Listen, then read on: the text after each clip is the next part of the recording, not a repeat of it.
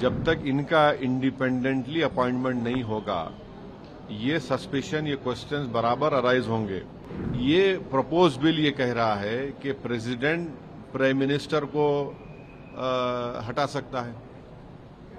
कैसा, ये तो क्लैश हो रहा है ना उस आर्टिकल से। अब रियलिटी को एक्सेप्ट करिए।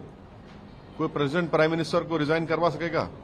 गवर्नर अगर के राज में सिर्फ 4 या 5 मिनिस्टर्स को आप अरेस्ट कर लीजिए, सरकार गिर गई, सरकार बचेगी ही नहीं ना। BNSS के और PMLA के कई सेक्शंस हैं, आप डाल दीजिए, आराम से बैठिए। 30 दिन नहीं, 3 महीने बेल नहीं होगी। इन्वेस्टिगेटिंग एजेंसीज को अपॉइंट एग्जीक्यूटिव करती है, यानी सेंट्रल गवर्नमेंट करती है, राइट? चाहे वो IT के हों, ED के हों, CBI के हों। तो जब तक इनका इंडिपेंडेंटली अपॉइंटमेंट नहीं होगा, ये सस्पिशन, ये क्वेश्चंस बराबर अराइज होंगे कि ये सरकार के इशारे पर काम कर रहे हैं। ये मैं नहीं कह रहा हूं कि यूपीए के टाइम पे वैसे ही था, अभी भी ऐसे ही है। हमारी पुलिस फोर्स को देख लीजिए आप, एक SI के पोस्टिंग से लेकर DGP तक हर पॉलिटिशियन का रिकमेंडेशन पे या तो उसकी कास्ट के ग्राउंड पे होता है, रिलीजन ग्राउंड पे होता है। तीसरी बात यह कि हमने संविधान में यह कहा है कि president of India will be guided by the aid and advice of the council of ministers. ये आर्टिकल है संविधान में। ये प्रपोज बिल ये कह रहा है कि प्रेसिडेंट प्राइम मिनिस्टर को हटा सकता है। कैसा, ये तो क्लैश हो रहा है ना उस आर्टिकल से। दूसरी बात यह है कि अब रियलिटी को एक्सेप्ट करिए। कोई प्रेसिडेंट प्राइम मिनिस्टर को रिजाइन करवा सकेगा? बताइए आप। अगर आप हिस्ट्री में देखेंगे तो PV नरसिम्हा राव को कोर्ट के ऑर्डर के ऊपर एक इन्वेस्टिगेशन सामने जाना पड़ा, रिजाइन नहीं किया वो। अब यहां पर करना क्या है? गवर्नर, आप सेंट्रल गवर्नमेंट अपॉइंट करती है। गवर्नर अगर के राज में सिर्फ 4 या 5 मिनिस्टर्स को आप अरेस्ट कर लीजिए, सरकार गिर गई, सरकार बचेगी ही नहीं ना। तो इसको कौन कंट्रोल करेगा? यूनियन टेरिटरी में तो पूरा होम डिपार्टमेंट सेंट्रल गवर्नमेंट के पास रहता है। पूरा होम डिपार्टमेंट जो वो तो सेंट्रल गवर्नमेंट के पास रहता है, चाहे वो पुडुचेरी हो, दिल्ली हो, अब आप JNK ले लीजिए। तो फिर इंडिपेंडेंस कहां रहा? आप तो कंट्रोल करेंगे ना इनको।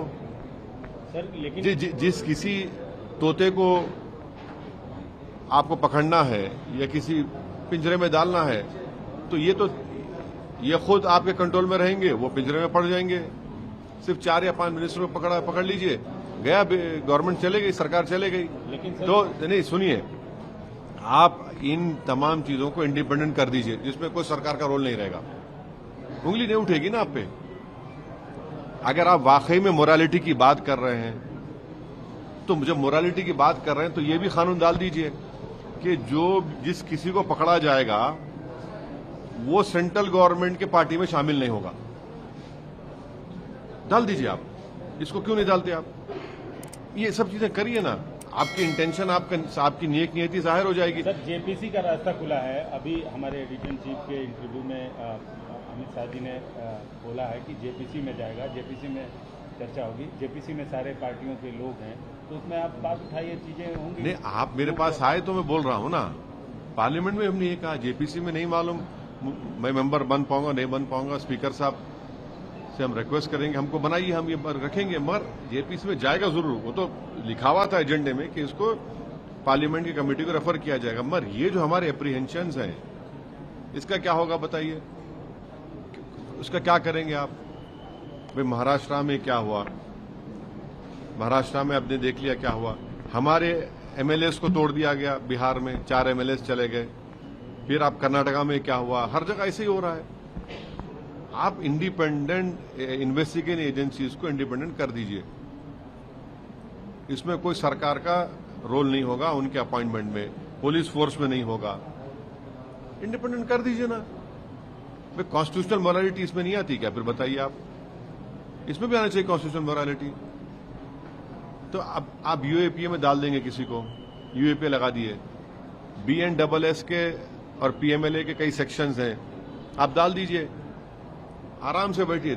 30 दिन नहीं, 3 महीने बेल नहीं होगी, 3 महीने बेल नहीं होगी। जब क्या करेंगे आप?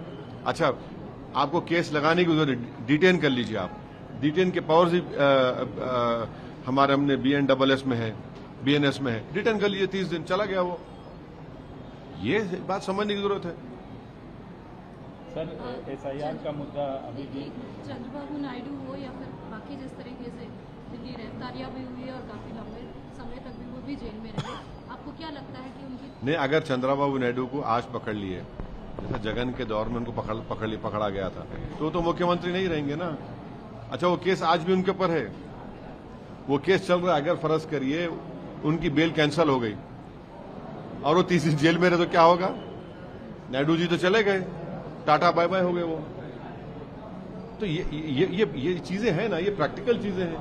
भाई आप ये बताइए कि कोई चीफ मिनिस्टर जनता को जवाब दे रहेगा या इन्वेस्टिगेशन एजेंसी जवाब दे रहेगा? मेरी जवाबदेही जनता से रहेगी। और ये theory of separation of powers का ग्रेव वायलेशन है।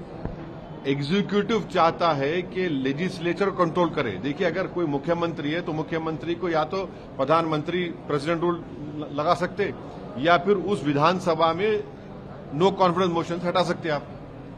यहां तो एग्जीक्यूटिव एजेंसीज कर देंगे काम, नो कॉन्फिडेंस की भी जरूरत नहीं है, प्रेसिडेंशियल प्रोमलगेशन की भी जरूरत नहीं है। तो ये अनइलेक्टेड डिक्टेटरशिप हो जाएगी, फिर ये तो पोलिस स्टेट बन जाएगा। इसीलिए मैंने पहले कहा, आज भी कह रहा हूं, ये हमको याद दिलाता है 1933 में जब गेस्टापो बना था, पुलिस स्टेट हो जाएगा पूरा। अगर कोई मुख्यमंत्री अगर किसी अधिकारी से कहेगा कि भाई आप हमारी ये गारंटीज है या कुछ है, हमने जनता को प्रॉमिस किया, वो नहीं करेगा, बोले आप कौन होते? तो फिर मेरी जवाबदेही किसको है? चीफ मिनिस्टर और मिनिस्टर जवाबदेही जनता को नहीं चाहिए। Theory of separation of powers का वायलेशन है, ये डेमोक्रेसी को अंडरमाइन करता है। तो इसलिए हम इस बिल्स की मुखालिफत की है। सर, SIR का मुद्दा अभी भी है, चुनाव, बिहार में चुनाव होने वाले हैं, आपकी पार्टी। देखिए, मीडिया ने इस बात को रिपोर्ट किया कि 2002-03 में जब 7 प्रदेशों में उस वक्त SIR election commission of India ने करवाया था, वो 243 डेज तक चला। आज का SIR सिर्फ 97 डेज, आप समझ लीजिए। और दूसरा क्या है कि वो उसमें कोई सिटीजनशिप का प्रूफ नहीं पूछा गया उन लोगों को जिनका ऑलरेडी नाम वोटर लिस्ट में है। तीसरा, उसमें एपिक कार्ड को बड़ी सेंट्रलिटी दी गई थी। आज आप इस पूरे एक्सरसाइज को सिर्फ 97 डेज में कर रहे हैं। यही इलेक्शन कमीशन ने 2002-03 में, और आज आप 11 डॉक्यूमेंट पूछ रहे हैं, जब तो कुछ नहीं पूछा आपने। कैसे होगा बताइए? और आखिरी बात, नाम, जिन लोगों के नाम नहीं आए, ठीक है, पॉलिटिकल पार्टीज चेक करेंगे, मगर पूरी जिम्मेदारी तो ECI की है ना। एक्सरसाइज तो ECI कर रहा है। और हमको इस बात का पूरा एप्रीहेंशन है, बल्कि यकीन है, क्योंकि इलेक्शन कमीशन के जो आप उनके डॉक्यूमेंट्स, मेमोज देखेंगे, उन्होंने कह दिया BLOs को कि अगर आप 3 मरतबा गए और वो नाम नहीं मिला आपको, तो AERO और ERO उस शख्स को फॉरेनर्स सिटीजनशिप एक्ट 1950 में आप उनको कॉम्पिटेंट अथॉरिटी को भिजा सकते। ECI का कोई मैंडेट नहीं है सिटीजनशिप चेक करने का, ये तो मिनिस्ट्री होम अफेयर्स का है। तो यही चीजें हमको परेशान कर रही हैं। सर, एक चीज, आप एक सियासतदान हैं, एक पार्टी के प्रेसिडेंट भी हैं और एक लॉ मेकर भी हैं। जिस तरीके से इलेक्शन कमीशन पे सवाल उठाया जा रहा है, निशाना भले ही केंद्र की सरकार है, नरेंद्र मोदी है, लेकिन जिस तरीके से इमेज को डाइल्यूट करने की कोशिश की जा रही है इलेक्शन कमीशन की, उसको आप कैसे देखते हैं? क्योंकि एक कॉन्स्टिट्यूशनल बॉडी है। और देखिए, मैं जितने आपके सवाल का जवाब दिया, मैं इलेक्शन कमीशन के सामने गया। हमारे अध्यक्ष बिहार के अख्तर ईमान साहब सुप्रीम कोर्ट में एक पिटिशनर हैं। क्या हमने अपनी जबान से ऐसा कुछ कहा है? तो हम नहीं, देखिए, दूसरों का मत पूछिए, आप मुझसे पूछिए, मैं जवाब दूंगा। अब दूसरे क्या बोल रहे हैं, क्यों बोल रहे हैं, वो मैं आप ही से पूछ रहा हूं कि बतौर सियासतदान, बतौर एक पार्टी प्रमुख, बतौर लॉ मेकर, आप देखिए, इसको कैसे देख रहे हैं? क्योंकि एक बात याद रखिए, चाहे इलेक्शन कमीशन के कमिश्नर, चीफ इलेक्शन कमिश्नर हो या उनके कमिश्नर्स हो या हम जैसे पॉलिटिशियन हो या पॉलिटिकल पार्टीज हो, हर एक का इकबाल होता है। उस इकबाल को बरकरार रखने की जरूरत है। हर दो को, सिर्फ एक को नहीं, हर दो को अपना इकबाल बरकरार रखने की जरूरत है। सर, आप डिप्टी चीफ मिनिस्टर से मुलाकात किए, क्या इशू था, क्या मसले थे उस पर? नहीं, देखिए, वो जो अनफॉर्चुनेट हादसा हुआ जिसमें 5 लोगों की जानें चले गई, जो गणेश की मूर्ति को लेकर जा रहे थे, उसके बाद गवर्नमेंट ने ये फैसला लिया कि जितने तार हैं इलेक्ट्रिक पोल्स को निकाल देंगे। फिर हाई कोर्ट में भी गए, हाई कोर्ट का भी कोई फैसला। हमने उनसे कहा कि सर, आप उनको थोड़ा टाइम दीजिए ताकि वो उस तमाम जो अनयूज केबल्स है उसको निकाल देंगे और हाइट 15 फीट पर रखेंगे। तो डिप्टी सीएम ने कहा कि हमने उनको पहले 1 साल का टाइम दिया था, इन्होंने काम नहीं किया। तो हमने फिर से उनसे रिक्वेस्ट किया कि आप अब ये लोग जो टाइमलाइन आप देंगे, वो सब जिम्मेदार थे। उन्होंने कहा कि हम बिल्कुल उसको फॉलो करेंगे। उन्होंने ये भी कहा कि हमने मेन रोड पे लाइन्स को सही कर लिया, बाई लेन्स में और स्लम्स में हमको करना है। हमने डिप्टी सीएम साहब को बताया कि इसकी वजह से जो घर में बैठकर हमारी खवातीन, महिलाएं काम करती हैं, उनको बड़ी तकलीफ हो रही है, स्टूडेंट्स को तकलीफ हो रही है, ट्रेडर्स को तकलीफ हो रही है, बहुत से लोगों का कारोबार मुतासर हो रहा है। तो हमने कहा कि इन द लार्जर इंटरेस्ट, आप पब्लिक के लार्जर इंटरेस्ट में इनको एक आखिरी मर्तबा एक मौका दीजिए, टाइमलाइन दीजिए। तो उन्होंने कहा कि मैं पूछ के क्या कर सकता हूं, देखकर उस पर एक्शन लूंगा। सर जी, एक सवाल और, ये आरजेडी नेता जो है अब्दुल बारी सिद्दीकी, उनकी तरफ से एक विवादित बयान आया है कि हिंदू भाइयों को ज़्यादा समझाने की ज़रूरत नहीं है, सेक्युलरिज्म क्या है, संविधान क्या है। और उन्होंने ये भी कहा कि बड़े दुश्मन को हराने के लिए छोटे दुश्मनों को जो है एक साथ होना होगा। क्या इशारा उनकी तरफ से दिया जा रहा है छोटे दुश्मनों को एक साथ? नहीं, अब्दुल बारी साहब पिछला असेंबली चुनाव क्यों हार गए, वो बता दिए ना, बिहार की जनता को बता दें। उनके खिलाफ जेडीयू का कोई यादव कैंडिडेट जीत गया था, वो क्यों हार गए, अब वो बता दें कि वो कौन उनसे दुश्मनी किया। अब ये देखिए, चुनाव लड़ रहे हैं तो कोई हम क्या, कोई ये हम पॉलिटिकल अपोनेंट्स हैं, अपोनेंट को हराना है।